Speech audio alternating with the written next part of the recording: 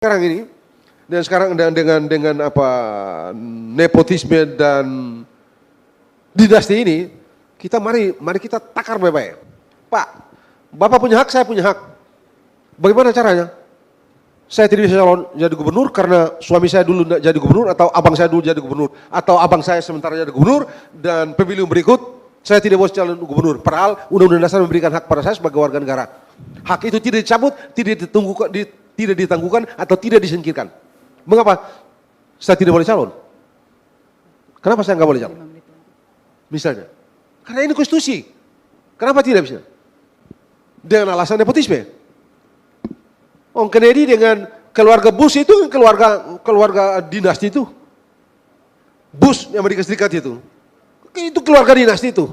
Bapaknya tahun 33 sudah main dalam politik, anaknya main, adanya main, semua main. Kennedy main semua itu. Tapi oke lah, kalau kita mau batasi apa constitutional reasoningnya yang dan philosophical value-nya yang mesti kita pakai agar pembatasan itu atau pencabutan itu sah. Baik secara filsafat maupun secara hukum. Karena Bapak warga negara, saya warga negara. Hak sama-sama kita dijamin oleh Undang-Undang Dasar untuk menduduki jabatan apapun di Republik ini. Kenapa kita batasi? Karena om saya atau bapak saya, sudah deh, katakanlah Gibran sama ayahnya Pak Jokowi deh kemarin. Oh kan ribut-ribut semua tuh. Nepotisme, dinasti. Urusan dinasti ini kan urusan ini Gibran sama ayahnya nih. Tapi dia kan warga negara tuh anak tuh. Sebentar lagi jadi presiden kita mesti panggil Pak Presiden, Wakil Presiden. Jadi kalau kita batasi itu, kita mesti memberikan constitutional judgment yang tepat. Tidak bisa karena dia warga negara. Haknya ada diatur dalam Undang-Undang Dasar. Terus apa dasarnya kita larang itu? Kita tangguhkan hak itu. Tapi makanya kalau kita mau tangguhkan, kita mesti temukan alasan yang betul-betul masuk akal sehingga penangguhan itu ya memang bisa diterima akal sehat. Saya di titik itu berpendapat ya bisa ditangguhkan untuk beberapa alasan. Satu, tadi saya bilang di awal, pemilu itu baru ada setelah semua orang berstatus citizen. Citizen itu kalau dari cerita asal-usul, itu orang-orang yang tinggal di kota, city. Yang dia bisa berpartisipasi dalam pemerintahan, citizen.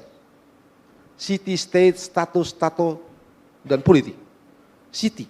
Jadi setelah kita menjadi warga, barulah kita berpartisipasi.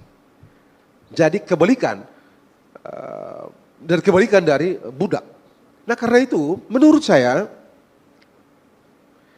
karena substansi filosofis dari pemilu adalah pewargaan, maka menurut saya ada alasan yang cukup untuk membatasi hak orang untuk yang itu dalam kerangka dinasti itu. Kenapa? Karena dengan batasi hak orang itu tidak mengakibatkan dia berubah menjadi tidak lagi warga, dia berubah menjadi budak. Kalau di titik itu memang nggak bisa. Tapi kalau ini tidak, itu satu. Yang kedua, dengan itu maka ada kesempatan kita untuk memperbesar akuntabilitas, transparansi, dan responsibilitas. Kenapa?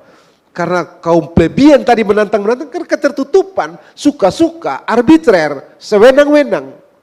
Penyelenggaraan pemerintahan tertutup, tidak ada yang dipertanggungjawabkan, ya suka-suka mereka. Itu yang ditantang dan itulah yang melahirkan demokrasi. Baik. Itu yang melahirkan pemerintahan terbuka. Jadi dengan batasi itu kita menjamin semakin terbuka penyelenggaraan pemerintahan dan yang kedua penangguhan itu tidak mengakibatkan orang itu berubah status dari warga menjadi budak. Dengan itu menurut saya beralasan untuk yang dinasti itu diatur. Di mana diatur akan jauh lebih bagus kalau kita atur dalam Undang-Undang Dasar normanya.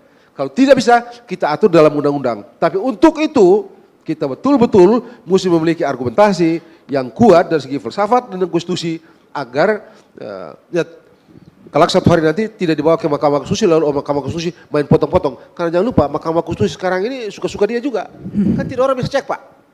Kalau dia sudah putus dia bilang mau apa? Sekarang ini kalau dia bilang tidak bisa mau apa? Mau apa kita? mau bakar. Wah, Bapak akan suruh hentikan itu. Jadi ini juga satu kelemahan. Jadi makanya sekali lagi, kalau kita mau hentikan dinasti ini, saya setuju memang mesti dihentikan, tapi itu tadi kita mesti betul-betul menemukan argumentasi yang hebat, baik dari segi konstitusi maupun dari segi filsafat. Tanpa itu, Mahkamah Konstitusi bilang ini konstitusional barang ini nih. Kenapa kau kenapa kau batasi orang ini? Dan jangan lupa, sistem kita ini punya kelemahan luar biasa juga.